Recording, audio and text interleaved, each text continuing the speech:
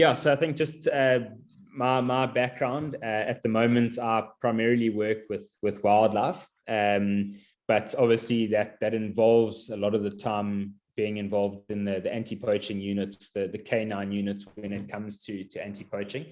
And yeah, there's an incredible importance to the K9 units with the APUs, and I'm sure you guys are well aware. And there's just some things that I'd like to share with you. The 5 freedoms for animal health. That's something that it's an international, universal kind of system that's been put in place of what animals should have at their disposal, or what we should be treating the animals and how we should be treating them. So I've been given about half an hour to just go through these things, but I'll be honest, we'll probably go, we'll take a little bit less than that, but I'd like to open the floor up at the end. I think there's some room for questions and possibly some thoughts that you guys have. A lot of the stuff that we'll discuss, I'm sure you already know when it comes to the 5 freedoms. Yeah, but I think let's crack on, and please, yeah, if you want questions, I think let's save them for the end. Like I say, it's I'd rather just go through it and then we can have a nice discussion at the end. So yeah, 5 freedoms for animal health. I think the whole thing is, how do we get animals looking like this? In our case, we're mainly working with dogs. We want happy dogs, we want healthy dogs. I know a lot of the time we work with working dogs. We're not, generally working with pets all the time, but working dogs also have a right to be happy and have freedom and have time off, just like us when we are busy and things like that.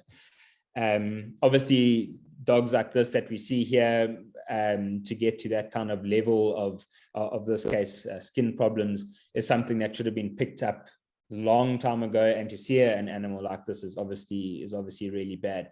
But I know you guys working with your Malinois and your bloodhounds and things like that, there's no ways that your dogs will ever get to this stage. But I think it's worth knowing, or just worth seeing some of the cases that can get really bad if not taken seriously. Obviously, this is more what you guys are used to. You have a very special bond with the dogs that you work with. Yeah, and obviously this is just something that we want to run through, that some practical tips and things, which like I say, I'm sure you guys are already well aware of. But what's really important for you guys as well is to share the knowledge that you have with other people with regards to treatment of the dogs. I think for today, we'll mainly focus on treatment of dogs and not focus too much on the other animals. This is going to be a lecture focused on the dogs that you work with. Okay, so the first major freedom, which is a very obvious one, is freedom from hunger and thirst. And basically, simply put, a summary is access to fresh water and appropriate diet to maintain health. So obviously you can see in that first picture, that dog was incredibly thin, drinking water from a dirty puddle on the road. That's, to be dead honest, is just unacceptable. And that's something that should be, it should never get to that stage. So obviously, if you guys are working out in communities and you see something like that, that's something that, you guys, hopefully by the end of this lecture, will have some extra knowledge. And obviously from your previous experience working with dogs, is if you see dogs like that, you can just chat with the owners about, guys, you need to get that seen to.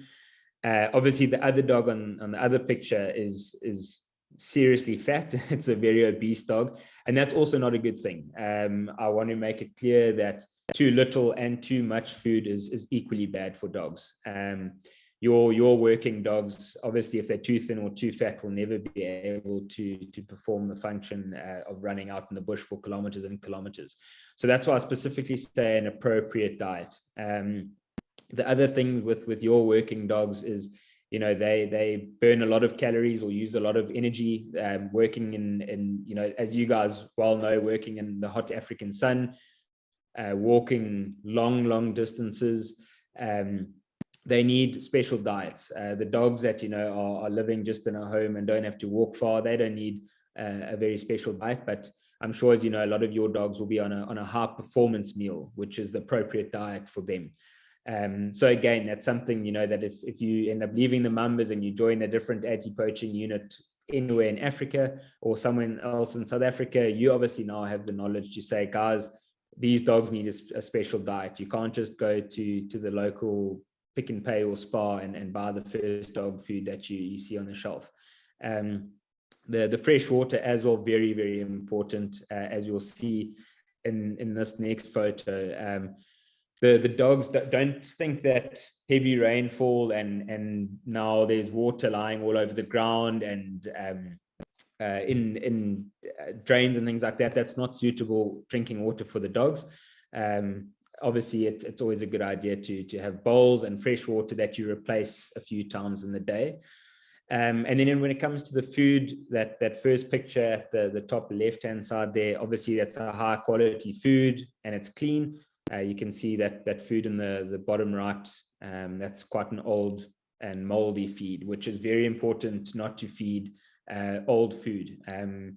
That will almost certainly create a poisoning in those dogs, and unfortunately your dog will have to go to a vet, and obviously can be quite deadly to those dogs to eat a meal like that. So, you know, practically for you, you know, if you have a lot of food in storage and a mouse or a rat or something bites through into the bag and gets in the bag, obviously you can get moldy feed like that. So always bear in mind when you open up a new dog food, just to, you know, have a look inside, make sure that it's good and clean and suitable for those dogs. Obviously, when it comes to your working partners, which essentially you are with those dogs, they're your team, you wouldn't eat a food like that, so they shouldn't have to either.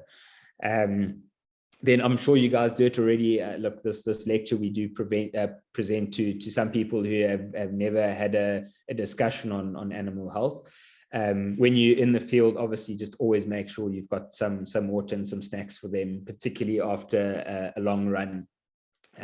You know, as you guys know, those dogs are capable of running many kilometers, but just giving them a bit of a drink of water at the end of it is definitely the kind thing to do.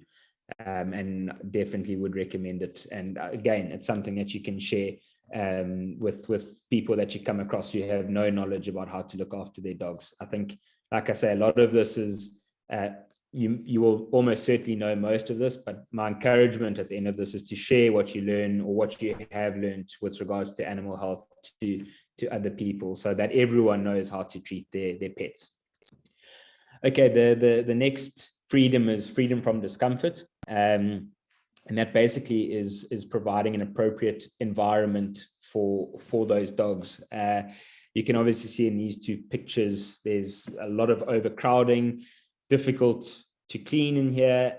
The problem when you overcrowd dogs like this is it's very easy for diseases to spread. Obviously, just being so close to each other, contact diseases will spread very quickly. Unfortunately, things like worms will start running rife in conditions like this. So yeah, we always encourage smaller groups in larger enclosures. Very important is the hygiene. So cleaning these cages. And you know, these cages, you can see obviously quite difficult to clean. There's not a good drainage system in here. So look, obviously this picture here is an extreme case or an extreme comfort for these dogs. Obviously this would be nice if all dogs could be like this, but it's not the reality. But just, you know, some points that I just want to raise from these pictures. You can see that it's raised off the ground, so if there's a lot of rain, that dog will still be dry. There's adequate drainage for water from the roof and things like that. It's not going to dam up. Yeah, those animals should be allowed to be sleeping in a dry environment. They shouldn't be lying in moisture or in their own feces and in their own urine. Hygiene is an incredibly important part of animal health as well. Okay, this is probably the more important one when it comes to the veterinary aspect. You know, the other freedoms we kind of talk about are things that you can manage at home. But when it comes to freedom from pain, injury, or disease, this is where vets, you know, we often focus on this aspect. And the most important thing for us here is prevention of diseases or prevention of an injury. So, here's just a few examples, but a vaccination program is incredibly important. In South Africa, we obviously have massive rabies issues, massive canine distemper issues, and we've seen them in working dogs as well. Particularly when, if they come into contact with animals like jackals, if jackals have been carrying rabies, they can be exposed. And unfortunately, with a lot of these diseases that we vaccinate for, if they aren't vaccinated for those diseases, it's almost 100% fatal. So look, if you are interested in getting a vaccine protocol, I'm really happy with sharing one with you guys. But again, I'm sure that you have your own vaccination protocol for your dogs that you're working with. And then likewise with deworming, it's not just a once-off tablet. It follows quite a strict protocol.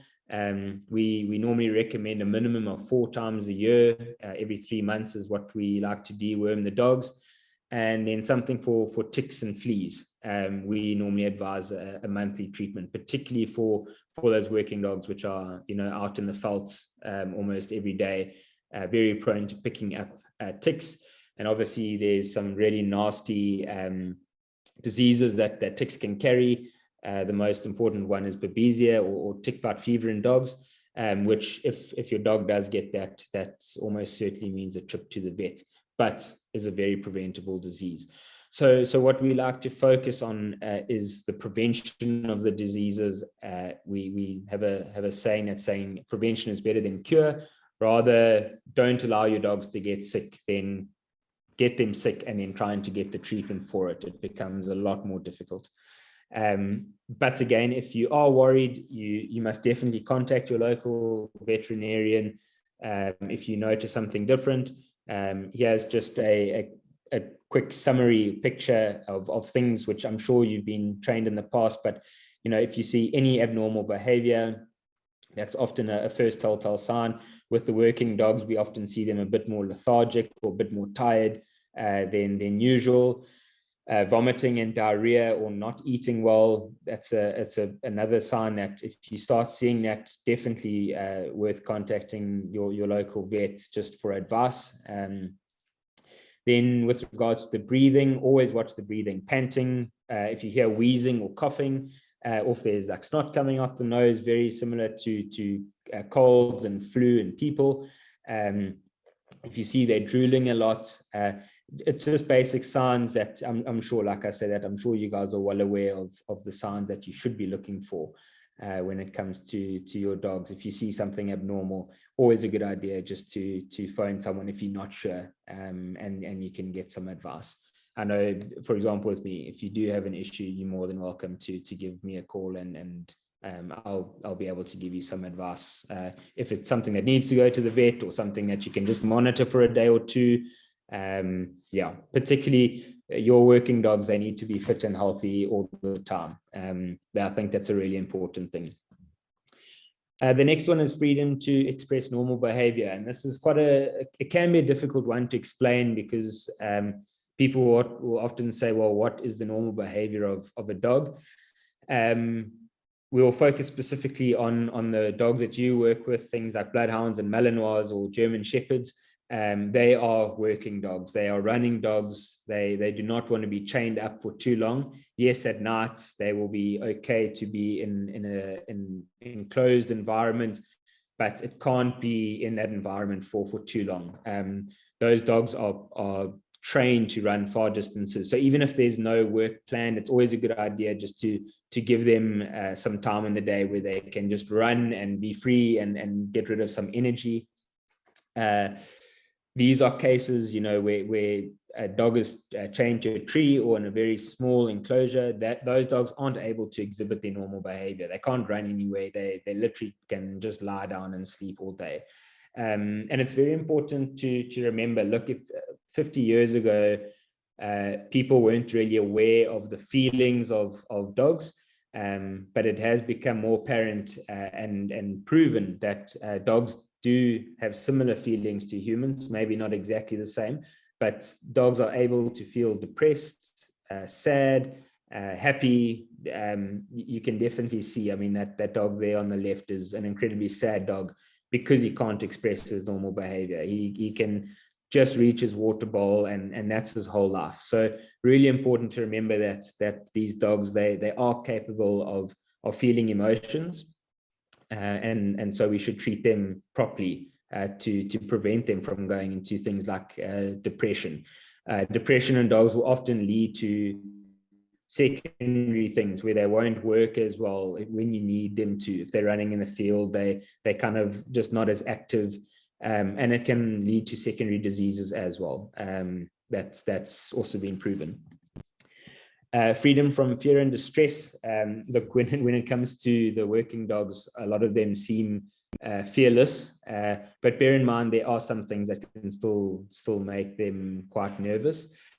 Things like really loud noises. Look, I know a lot of them are trained to hear gunshots and things like that, but it's really important to remember to treat them well. So things that they can be scared of is humans. Obviously, if they are abused, beaten, you can often see dogs. I mean, like that dog on the left, you can clearly see has been abused in the past, doesn't trust anyone. But obviously, I know that's not the case with your dogs.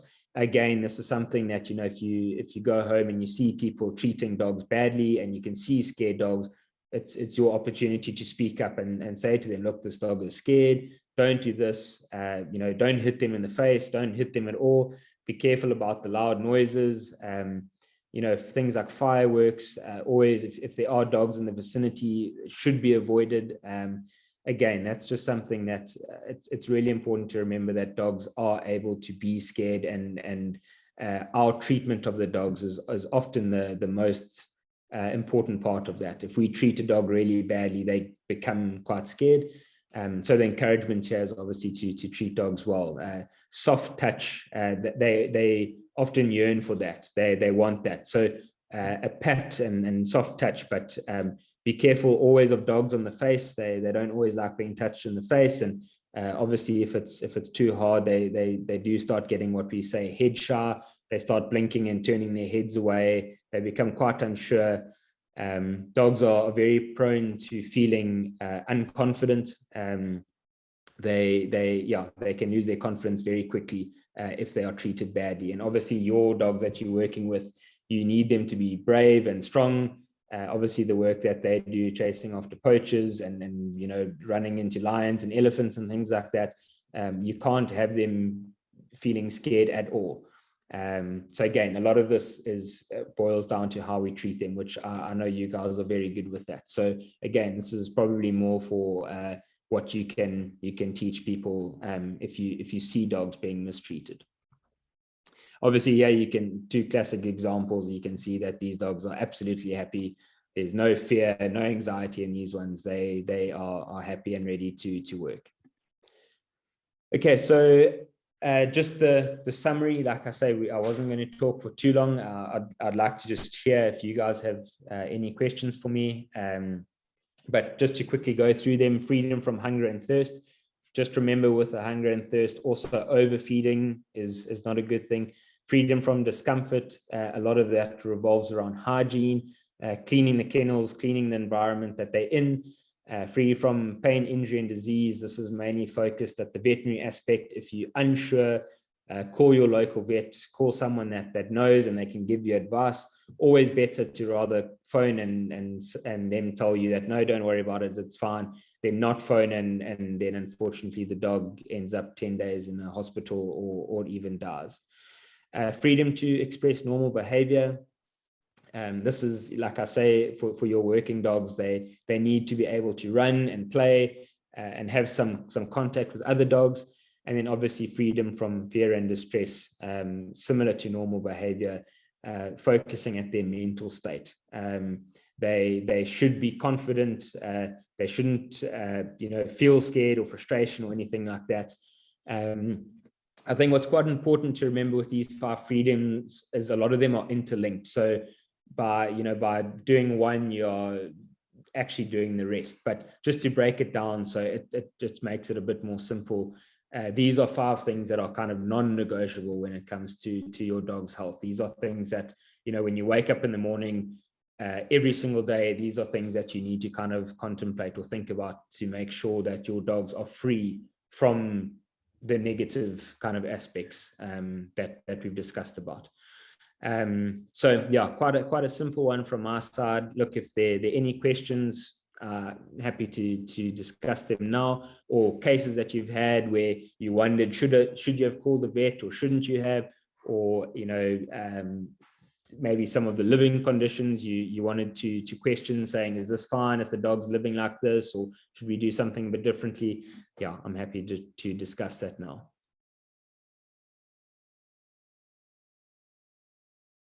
So what we call that is mange, which is caused by, it's a tiny insect which you can't even see with your eyes, something you have to look under a microscope.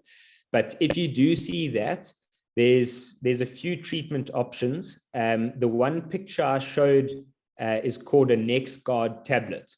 But what I'll do is we'll get Valeria to write it down for you. And you can buy that at almost all of your veterinary shops. And you can give that to the dog every single month. You do it once a month, and that will treat that disease. Okay. So there is no bones of other meat or that can make a skin of a dog peel like this. Or maybe a dog has eaten a rotten food or food that has poison. Okay, so if a dog has eaten rotten food, okay, the best thing to do would be to take it to a vet, because a vet knows how to make the dog vomit it up. It's not a good idea to try and make your dog vomit at home.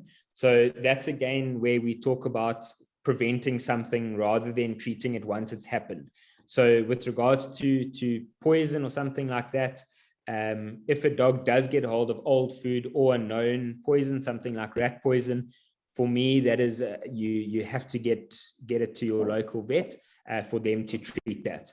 I think it's worth maybe if we can organize getting that to you, just an A4 page, just with some brief treatment of wounds and things like that. If we can, I'm happy to do that. Chris, may I just ask a question while the next number is coming up? The disease of the skin disease, would other wildlife animals also be perhaps be vulnerable to that? Absolutely. We see mange in a lot of our immunocompromised carnivores, and we even see it in some of the herbivores. I'd say that the most frequently you see it is in young animals, young lion cubs, young jackals. It can certainly pass between the two. Obviously, it's a bit more difficult to treat wildlife with it. It's seen as kind of a natural disease which takes out the weaker animals. So yes, certainly we do see it in wildlife as well. Yeah. Okay, so that's something that they can watch out for in their daily work as well. Absolutely. If you see it in wildlife, particularly if you see it in your endangered species, you do see it in African wild dogs and cheetah. Without a doubt, that would mean getting hold of a veterinarian to come and treat those animals. If it's something in like an impala or something, generally we leave those as it's nature taking its course, to be dead honest. Yeah. Thanks for that. Cool. Hello, I'm Belinda. I'm the vet mother season and we also the driver.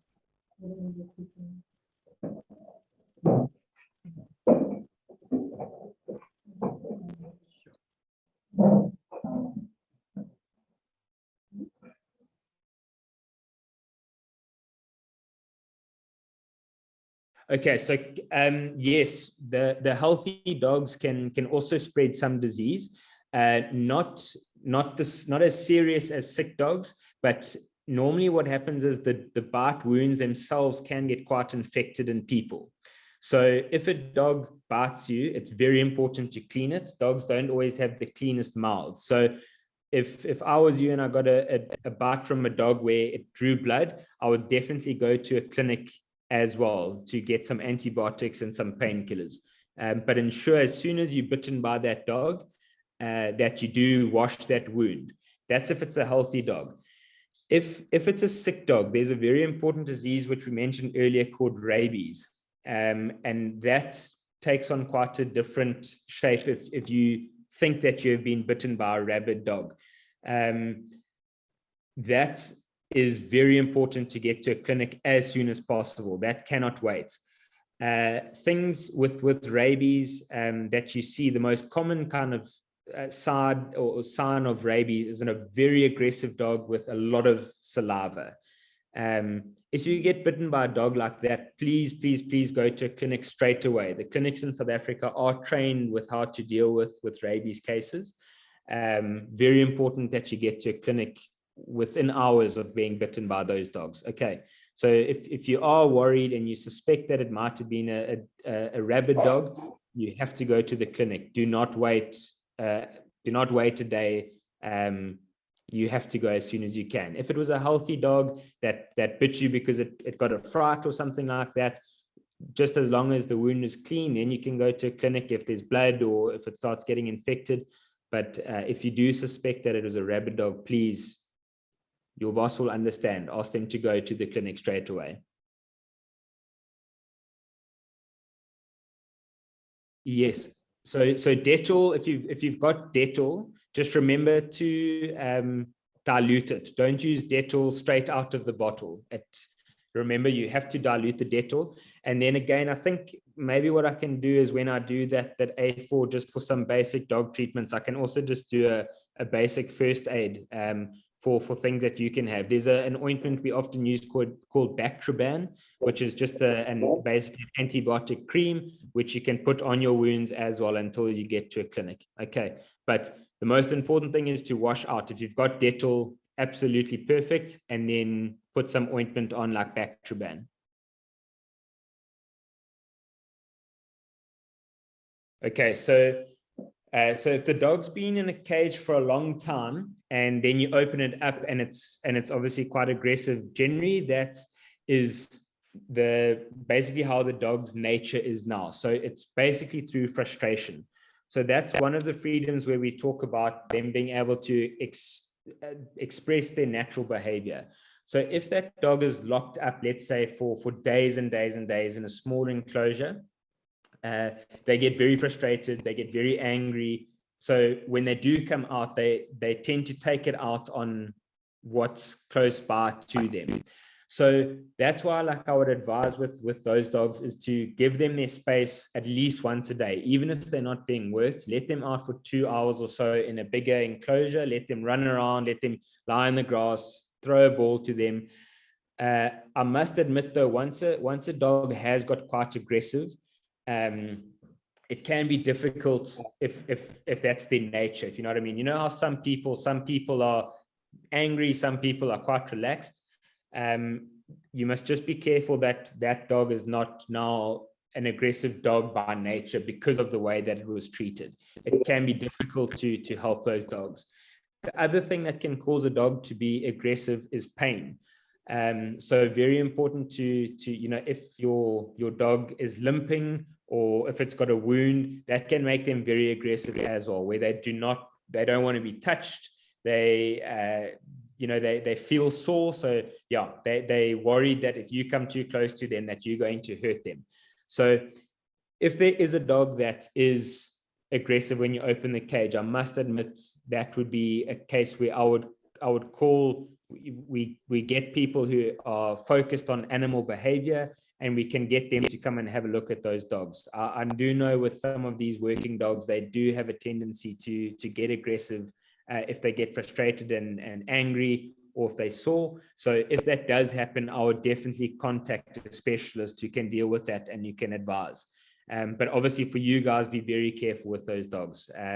They might have an underlying issue which you're not too sure of. So that would be a case where, yeah, I would call my local vet to just ask them what they think. Okay. No, thanks very much. Okay.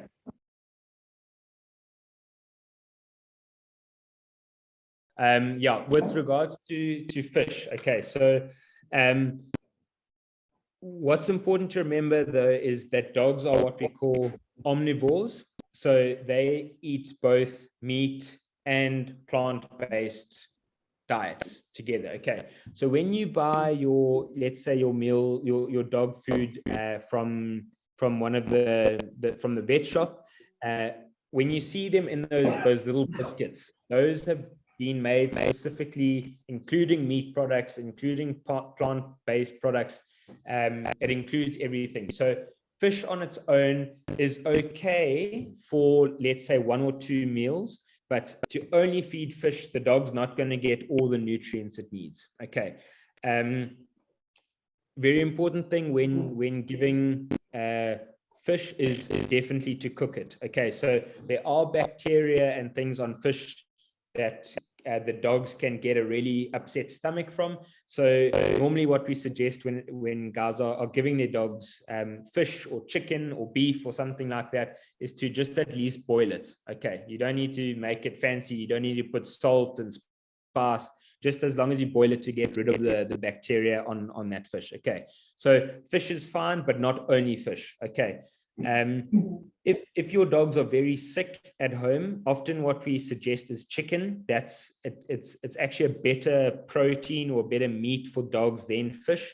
So if you are wondering for a good meal to give at home and you don't have access to the pellets, chicken and rice. Okay, so you boil your chicken, you cook your rice, and you can give that to your dogs. Very nice as well if your dogs are sick. It's not rich. The dogs can tolerate it very well if they are sick. So yes, fish is fine, like I say, but just not in too many and not too much of it. Okay. As with anything, don't give your dog chicken every single day. Mix it up and provide them with some different diets as well to make sure that they get all the nutrients required. Okay. To be dead honest, the most suitable diet is the diets that you get at the vet shop, simply because guys have put an effort to include all of the nutrients that a dog requires and put it in a little pill. Okay, so my recommendation, if you are able to get those, and if you do want to add a bit of chicken or fish onto that, no problem, just make sure you boil it. Okay.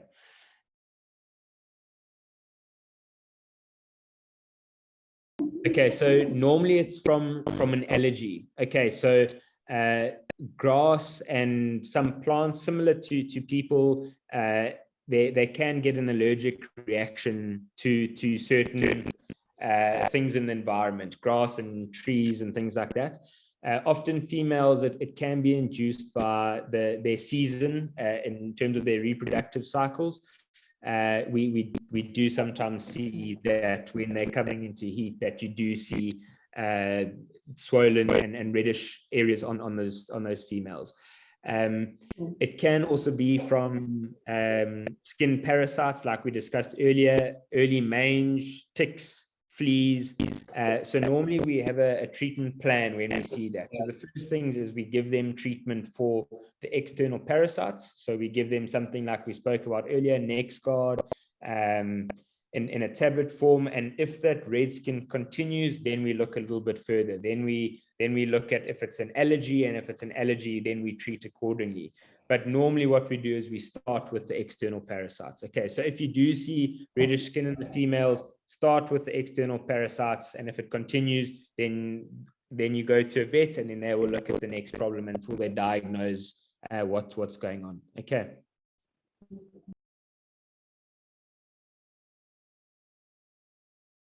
Okay, snake bites.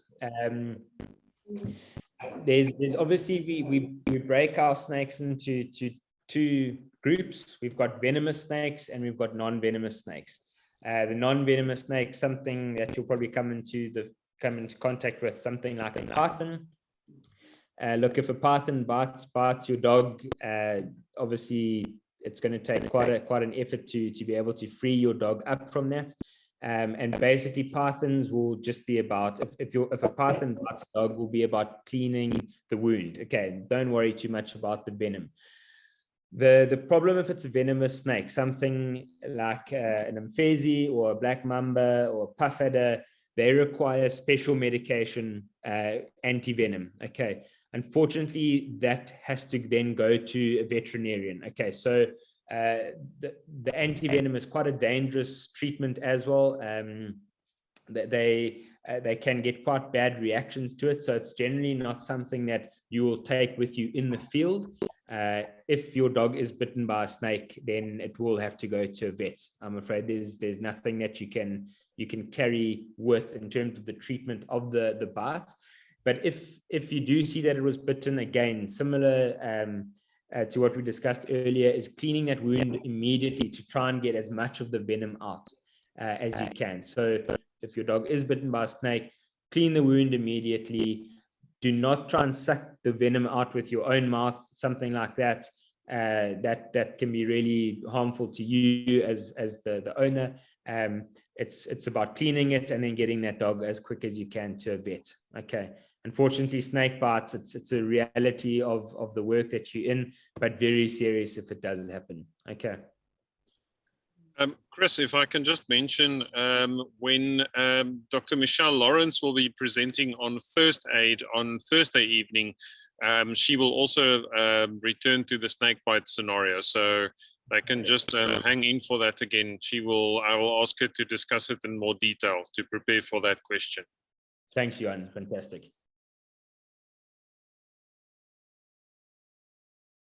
Okay, perfect. So yes, there are special facilities where dogs that have been abused can go.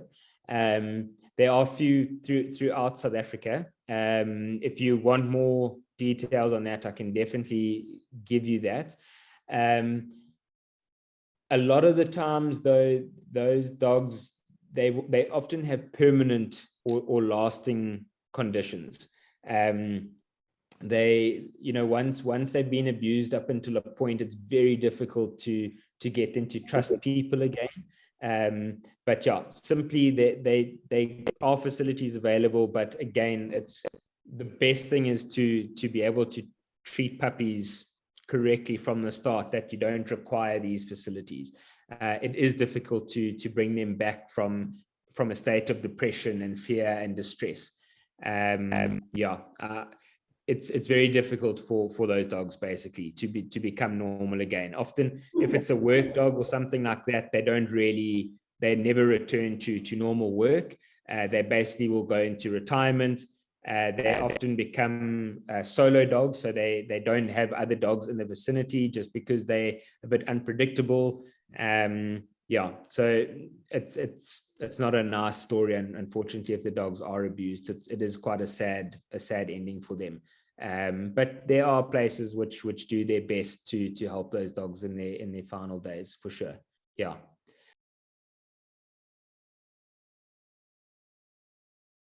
Okay, so the body of the dog is the cleanest place is inside. Okay, so the mouth of the dog is still exposed to the outer surface, okay, to the outside. Okay, so the mouth is often where when they've eaten food and things like that, there will be some food particles that remain, and that's where bacteria will proliferate or will grow, okay, on the food in between the teeth and things like that. What then happens is, once the food passes from the mouth, it goes down the esophagus and into the stomach. And in the stomach is where you get very strong stomach acids, just like in people. And that is where some of the harmful bacteria are killed. And then there's even good bacteria inside all of our bodies, which actually help in digesting some food. But we won't go into the nutrition now. But yes, inside the dog, the bad bacteria is killed by the stomach acids, but in the mouth itself, it's very much still active. Okay, so a dog's mouth, bear in mind, is very much open to the outside elements. There's food particles in there. I'm sure you've seen some dogs eat absolute rubbish. They'll eat lion poo as you're running past. And that's where that nasty bacteria can come from, that if they do bite you, it can cause a bacterial infection. Okay, so the most important thing about when we talk about inside the dog is clean, it's because of the strong stomach acids that have now killed some of the harmful bacteria. Does that make sense? Yes, thank you so much. Okay, no problem. Valeria, thank you very much. And thank you very much to the ladies and the gents of the Mambas. We really appreciate your questions. I learned a lot tonight, and thank you to Chris for spending this evening with us and preparing this presentation. We really appreciate it. No problem. Thank you very much. Thank Thanks you for having me. so much.